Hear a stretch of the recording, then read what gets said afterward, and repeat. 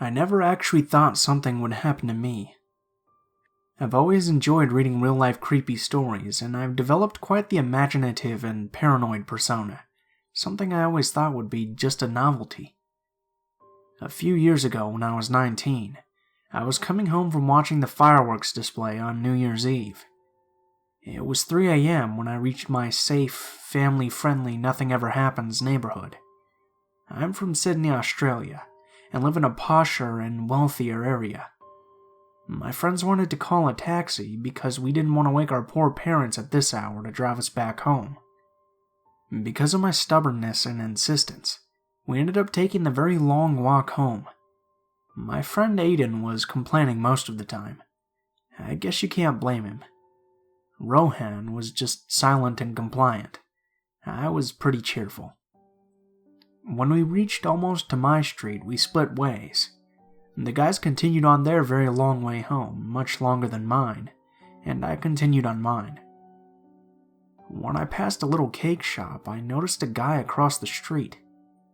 I only looked at him briefly, but something in the way he quickly looked up at me, almost in interest, caught my attention. I hurried on anyway because I'm usually paranoid about things, and 99% of the time it's just me being paranoid. I turned onto my street, which was much darker than I'd anticipated. This was about 3:15 a.m., mind you. As I passed the bowling club and the oval, I kept looking behind me just to make sure. It was getting quite cold and dark, so I started feeling creeped out, but there was no one behind me, at least as far as I could see. I was halfway down my street where the road dips down when I noticed something on the path in front of me. I couldn't tell what it was, and at the last minute I stepped off the path onto the road to avoid it, because it looked like it might be a dead animal. As I stepped onto the road, I turned slightly and saw there was someone behind me. They weren't too close, but they weren't too far away either, and I remember my heart leapt into my throat because I hadn't seen them before, and for them to have gotten that close in that short a space of time, something didn't sit well with me.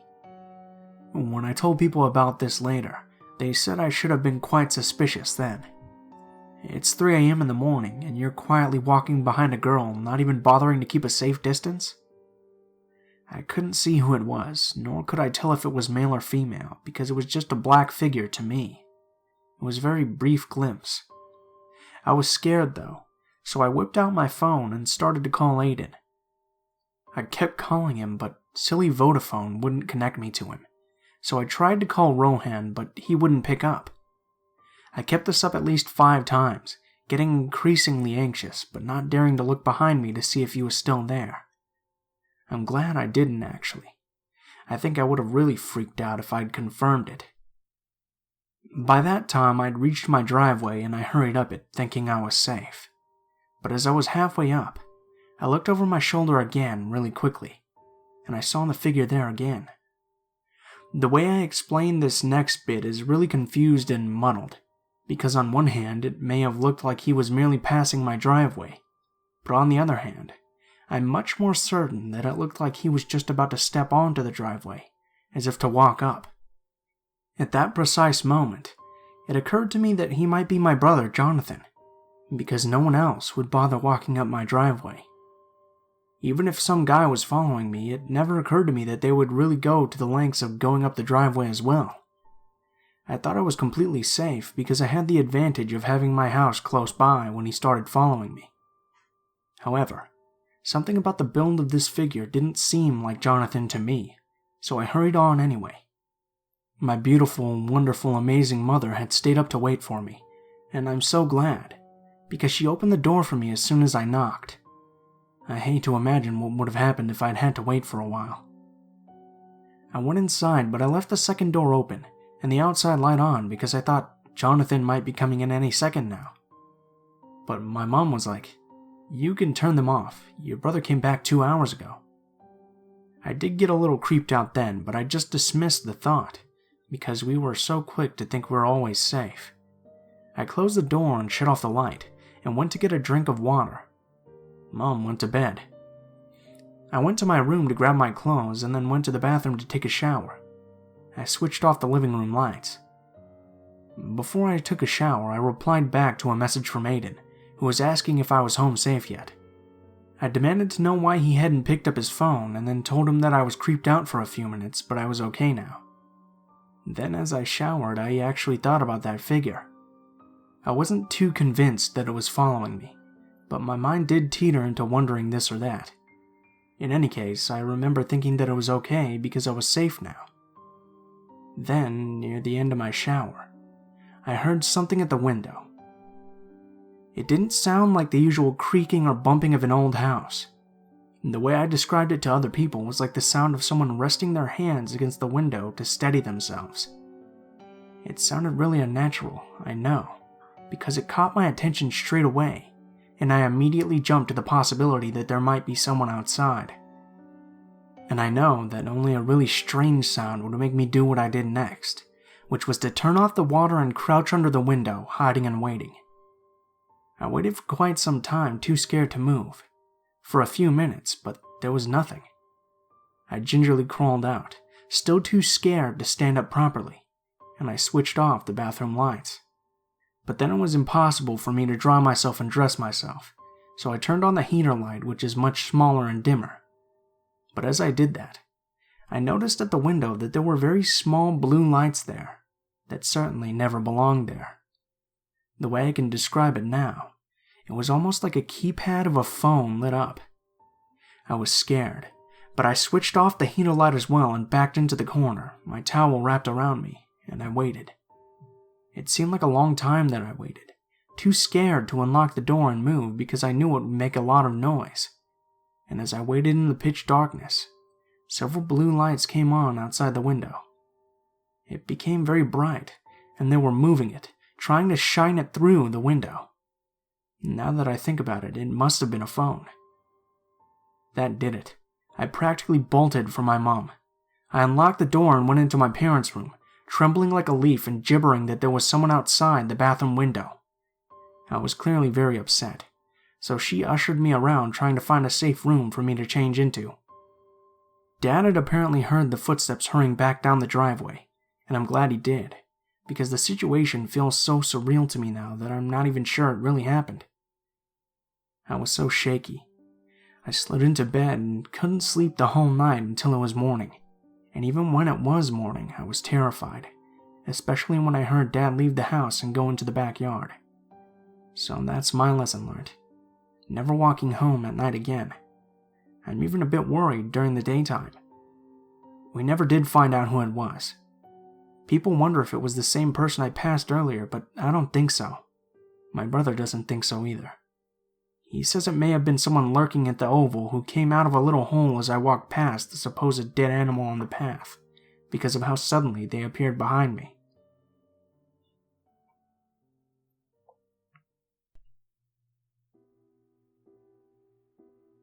I have other creepy encounters as well that I might post here, but I'll write this one first since it's the most current one. It happened about 2 hours ago, and I'm still contemplating whether or not I should call the cops. First off, you need to know that I live in a poor Eastern European country, in a big city but in a bad neighborhood. At least, that's what I've been told. I've never actually encountered any creepy individuals that would want to do me any harm. Just your usual vandals and troublemakers. Never anyone serious. I'm also still a teenager and live with my parents, but growing up in this environment I consider myself to be quite street smart. A feature that's helped me whenever I was in trouble. It turned out to be pretty useful today. At about 3 p.m. my dad left for ping pong practice, and I knew that he'd be back by about 8. He usually goes for a beer with his friends afterwards to chill. And coincidentally, my older brother and mom left to help one of my friends clean up the place after our New Year's party.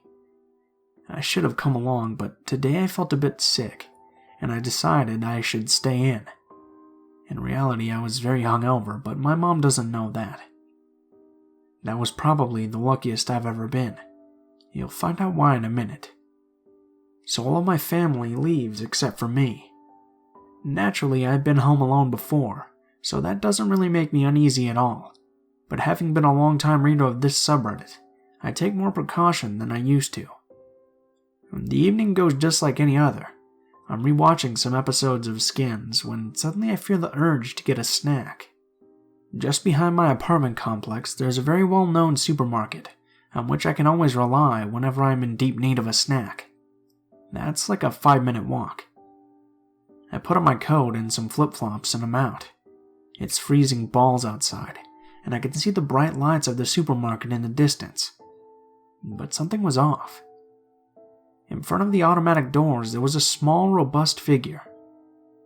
As I got closer, I could distinguish his face. It was this man whose face I've seen before. I remember him countless times roaming around our block flats, but never actually thought anything of it. He was dressed poorly, and was staying in front of the doors as if he was guarding them. I asked if the supermarket was still open, and he pointed at a paper which was clipped near the schedule. It said it was closed at 6 p.m. due to the holiday season, and it was 6:20.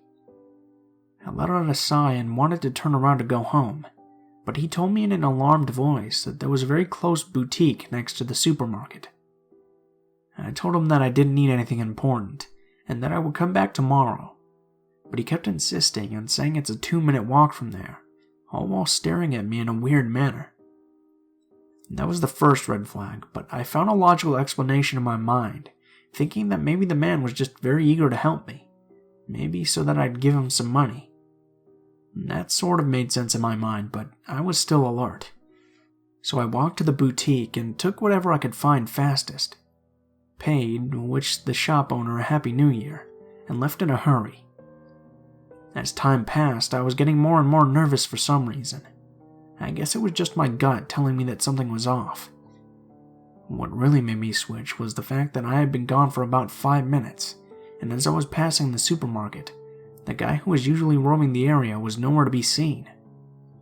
At that point, I started jogging towards my apartment, all the while trying to calm myself and imagining plausible explanations as to why the guy was not there anymore. I got to the bottom of the stairs of the front door, and in the distance, I'm short-sighted, I noticed a tall, dark figure entering the elevator, and at the same time, almost planned, the automatic light switched off. I desperately ran toward the interphone and clumsily got my keys out to open the door. As I ran to the elevator, it was still running. I live on the 7th floor. I could see it go up to the 3rd, then the 4th, then the 5th, and then it stopped. I let out a big sigh of relief but was still skeptical, so I took the stairs. As I was walking up the stairs, almost laughing, I noticed that above me the light on the 6th floor was turned on.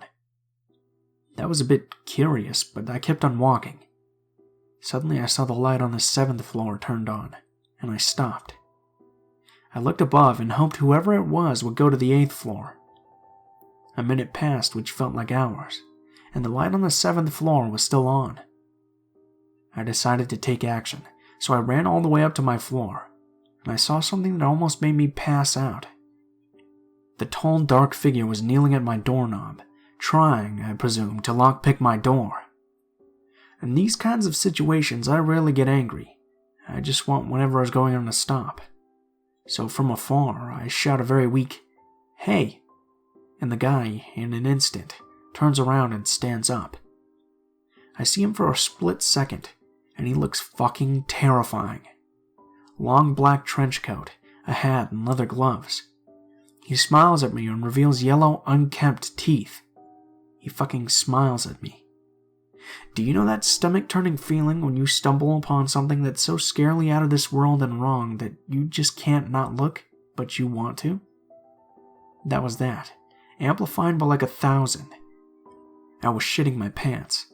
But to my surprise, the man took off running. Before he reached the stairs, he mumbled a "sorry" and got away. I was still in shock and couldn't follow him or call the police, or even move for that matter. I easily got to the door of my apartment and noticed a pin was still stuck in there. Yep, he was definitely trying to get into my house. Who knows what he wanted to do. My parents won't be back for about 2 more hours, and I'm not sure if I should tell them or even call the cops. Thinking in retrospective, I think this tall man and the man in front of the supermarket may have conducted a plan. It would have been all too convenient for him to catch me off guard like that.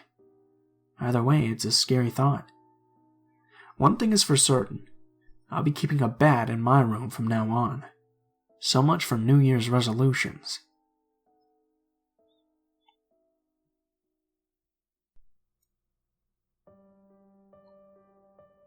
This is by far the most creepy thing that's happened to me to date.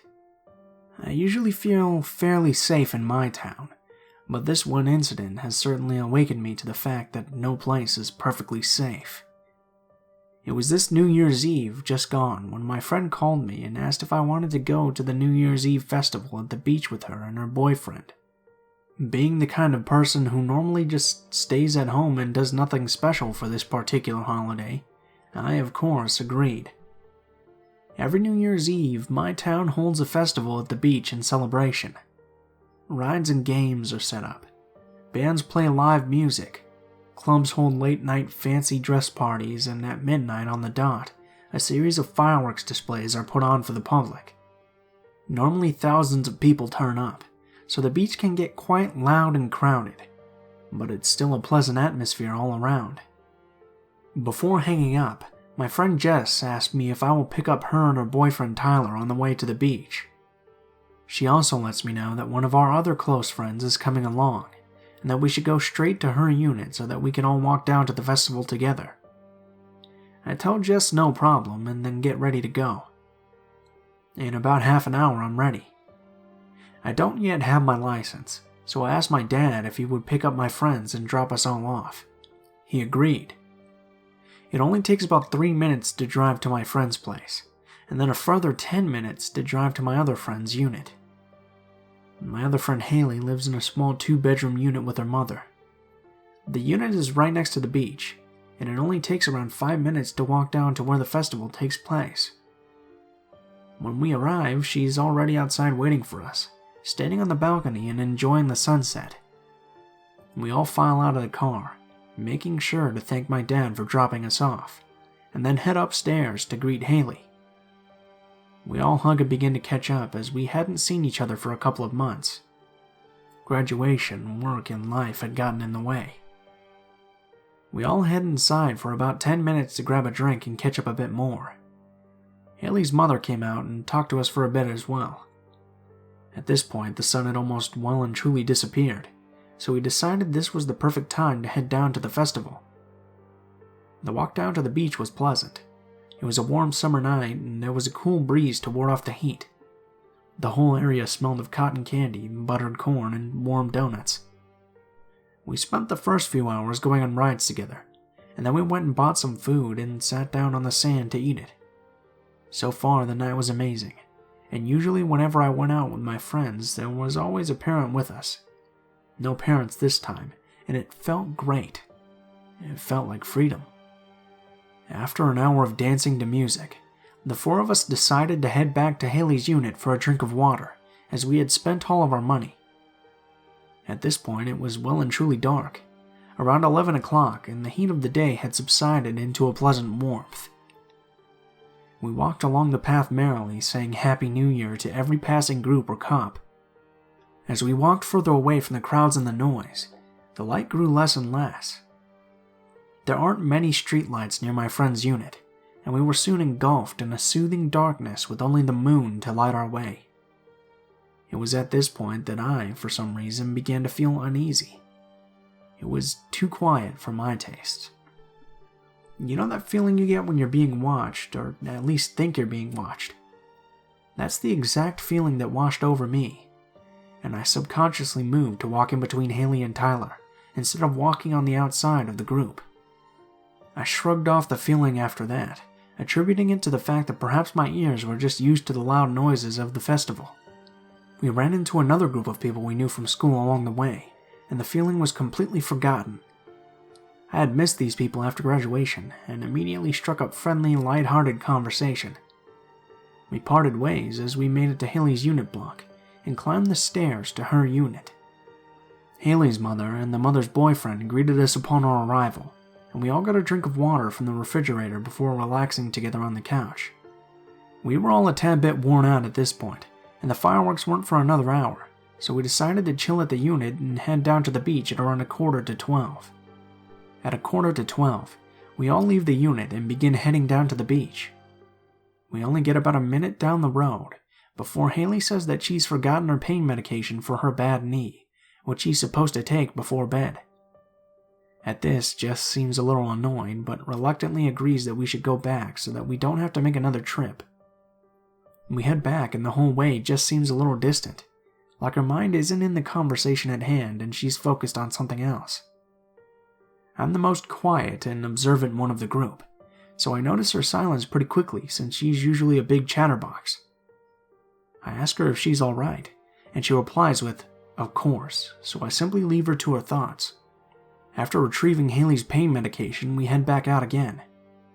This time, Jess suggests we walk on the other side of the road where it's more well lit, and there are parents with their children on the playground. We think nothing of it and agree, as both Haley and I have poor sight, and a bit more light would be rather welcome. When we're halfway across the road, Jess mutters to us, "Don't look behind us." My first thought is that maybe there's a drunk with their pants down taking a piss against the wall or something. But then Jess adds, "Walk faster." I begin to feel uneasy and immediately obey her request, knowing that whatever Jess seriously tells us to do something, it's usually for a good reason. None of us look back, despite that nagging human instinct. When we're across the road, I ask Jess what's wrong and what has her so on edge. She replies to me, "There's 3 guys in black hoodies following us. I recognize them from earlier." Earlier, I think to myself, puzzled. And then Jess explains that she saw those same 3 men when we came to the unit for water earlier. A chill runs down my spine at this, and I realize that my sense of being watched probably came from those men. What made me even more creeped out was the fact that they had all waited all that time for us to come out. Unable to resist, I glance sideways out of my peripheral vision, and my heart hammers in my chest when I notice the 3 men. They are indeed rather pointedly following us, and they have their hoods zipped up all the way to their chins. This would not be so unusual if not for the fact that it was a hot night. There was no need for any hoodie or any kind of jacket, and they were wearing bandanas over their mouths and noses. I couldn't make out either of their facial features, and this scared me. Jess prompts us again not to look, and suggests we walk even faster. I should mention now that I'm an 18-year-old female, and despite my build and reasonable strength, I understandably didn't want to tangle with 3 big, unknown men dressed all in black. Jess was short and thin, and they most likely heard that Haley needs pain medication. I walked with an obvious limp as I have arthritis in my right knee, and Tyler had his hands full being the pack mule. Despite Jess's instruction, I can't help but give the occasional glance at the 3 men, and of course they continued to follow us. They had even increased their pace to nearly match ours, and kept looking over at us. I think they meant to intimidate us, as they made it quite obvious that they were staring at us. I ceased to look after realizing that they could probably tell I was keeping an eye on them, and instead opted to use my keen hearing to make sure they stayed across the road. I wasn't fond of this, as they could have had a knife or a gun or anything, and if they suddenly sprinted at us, I wouldn't be prepared. But I didn't want to provoke them by staring. I'm not a fast runner, and my stamina leaves much to be desired. At this point, the path ends and gives way to bushes and shrubs. The bushland is quite easy to go around, but doing so would mean moving closer to the unknown men following us. None of us wanted to do that, so we all make an unspoken agreement to make a shortcut through the bushes. The bushland doesn't go on for very long, and it would take us straight to the festival where we could quite possibly lose these men. We head into the bushes, taking care to stay together and watch for snakes, as the summer is the season when the snakes like to come out the most. About halfway through, we all recognize the sound of dried grass and leaves crunching underfoot. Then we hear rapid and heavy footsteps. We all broke into a sprint, not daring to look back at that point. We didn't have to look to know the men were chasing us, and their confidence at going after 4 fully grown teenagers pretty much assured me that they were armed with weapons of some sort. We weren't armed with anything, and quite frankly we were all so spooked that we couldn't think straight. Our only instinct was to run as fast as possible. We made it out of the bushland together, raced across the car park, and slowed to a jog when we reached the crowds. We didn't stop, but as we steadily slowed to a hurried walk, I looked over my shoulder and recognized the 3 unknown men lurking across the car park. Moonlight glinted off the surface of a metallic object in the taller one's hand, and I immediately felt ill. We hurried down to where the biggest crowd was, gathered on the sand in preparation for the fireworks. Picking a spot between 2 large groups, we settled down and caught our breaths. Funnily enough, all 4 of us have asthma, which we often joke about, saying that we found each other and bonded because of it, and we're all panting quite heavily. Tyler and I have it a bit worse than Haley and Jess, and you could hear us wheezing as we panted. Soon the fireworks started, and we had all calmed down enough to somewhat enjoy them, although the unknown men were still in the back of our minds. Our original plan had been to leave before the fireworks were finished so that we could avoid the big crowds, but instead we opted to leave with the crowds. We walked down the road to the bigger car park where my dad was going to pick us up, making sure to stay around people. When we reached the car park, I called my dad, and he said he would be there to pick us up in around 10 minutes.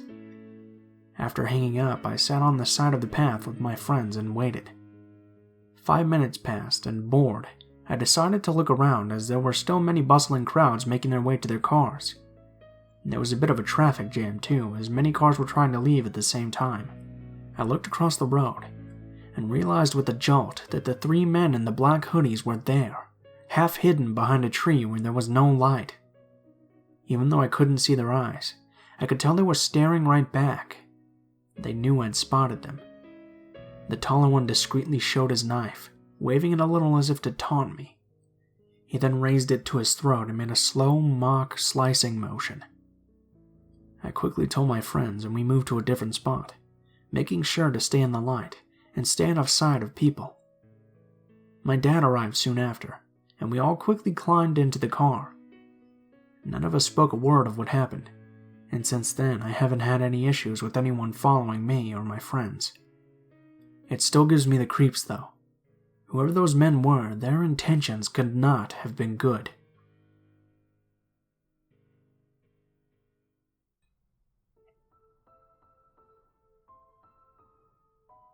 What is up, guys? Blue Spooky here, as always. I just wanted to thank you guys so much for watching, especially if you made it this far to the end of the video. If you guys enjoyed the video, please feel free to leave feedback in the comments below, as well as perhaps like, share, or subscribe if you feel so inclined. If you have a personal story that you'd like to submit, or you'd like to just send me a message, links to all of my social media will be in the description for the video below. This includes my Gmail, Twitter, and Facebook accounts. Go ahead and send me a message on any of those and I'll try to get back to you as soon as possible. If you do decide to send in a story, please be sure to include in the tagline what the theme of the story is, if it has any, the name of the story, and how you would like to be credited in the description of the video the story appears in. If you're curious at all about the music used in this video, the music is always listed in the description below, in the order which it appears. I also have links to the artists and list the tracks by name, just in case you want to find more of their work. Last but not least, if you have any criticism, please be sure to leave it in the comments below, as I'm always looking for new ways to improve the channel.